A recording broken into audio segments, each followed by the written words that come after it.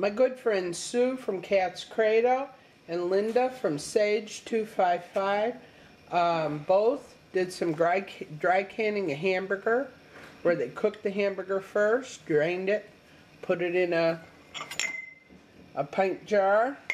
Linda put it in a pint and a half, and they canned them. And I'm very interested in that because, of course, I have much in the way of ground beef with broth in it. But if I could get that dry type of hamburger where you could turn around and make tacos in that, that would be preferred for me. And that's what I'd like to do. So I have 10, what I believe will be about 10 pounds of ground chuck, and I'm cooking that.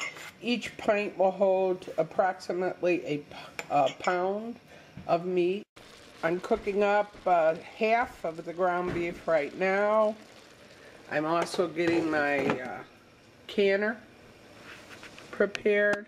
If I had enough meat, I could actually put 18 pounds in here, but I don't have that much. I only had 10 pounds to play up on. Now every once in a while, on a pressure canner, you're going to have a part that's just going to go bad eventually. I mean, when you use it as much as I use, I have to expect things. So today I had to go out and I had to get a new regulator. That's what this is called. And this is what you put on here once it vents for 10 minutes. But I'll give you an idea what mine looks like. Look at that poor thing just falling apart. So I don't play games with canners, you know, and this might be a very good idea for preppers to have a spare. Put a spare somewhere. I don't know if it's this part right here that actually is the weight, and this is just a fancy top, which could be, but I'm just not taking a chance. So I bought a new regulator there. Thank you, Ted. You're welcome. Come on. They just put up a new table for me. They just say I have all my canning things underneath, and we're going to be putting all the tomatoes. God's really blessed us with tomatoes this year, so we are going to can every one because I made a promise that whatever I got out of the garden, I would not waste. So we are going to can a lot.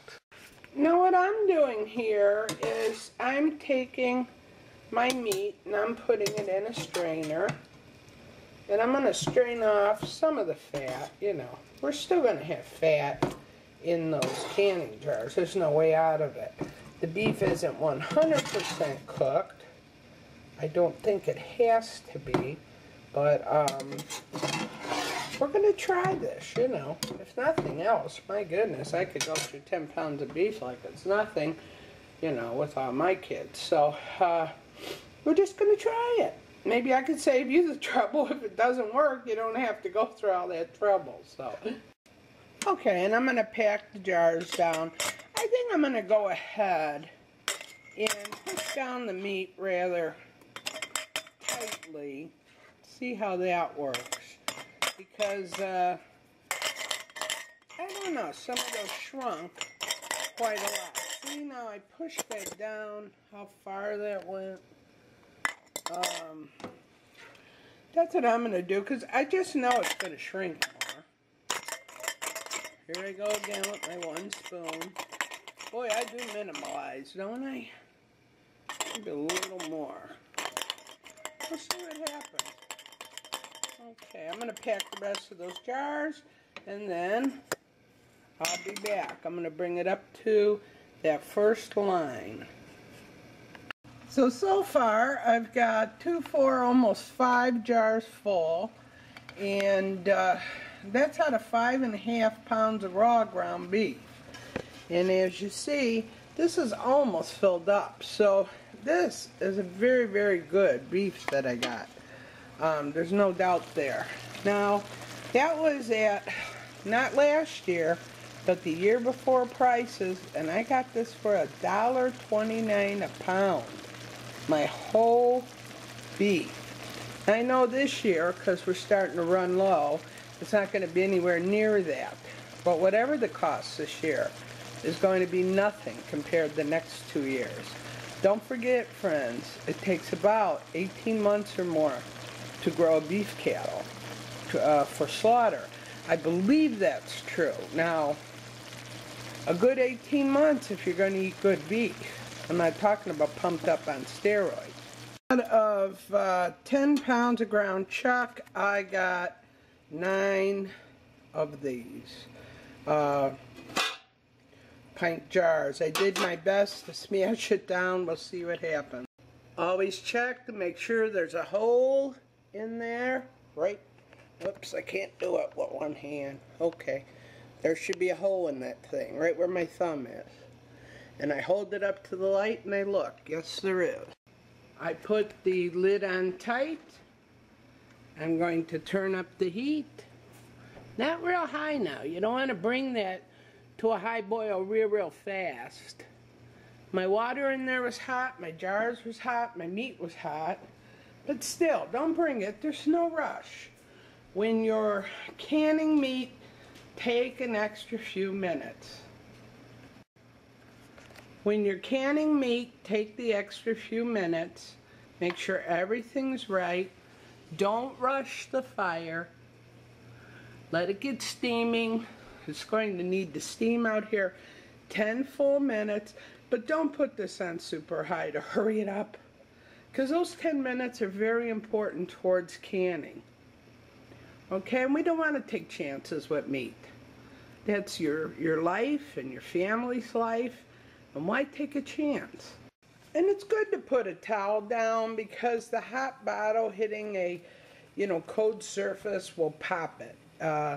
They'll break on you. So make sure you put a towel down. I'm thinking you could see that steaming pretty good. And I'm going to set my timer now because it's consistently steaming like that very hard for about 10 minutes. And I got to play with my fire a little bit because I'm only supposed to be at 10 pounds of pressure. But one time Jackie Clay said it never hurts to use another pound. So I always play with 11 instead of 10, but I never go below 10.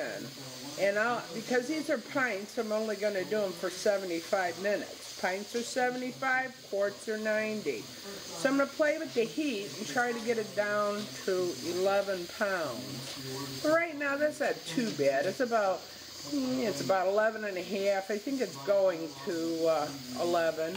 And you hear in the background, I got YouTube on, and that's Fuzzy talking about some books. Good guy. Maybe you should try his channel.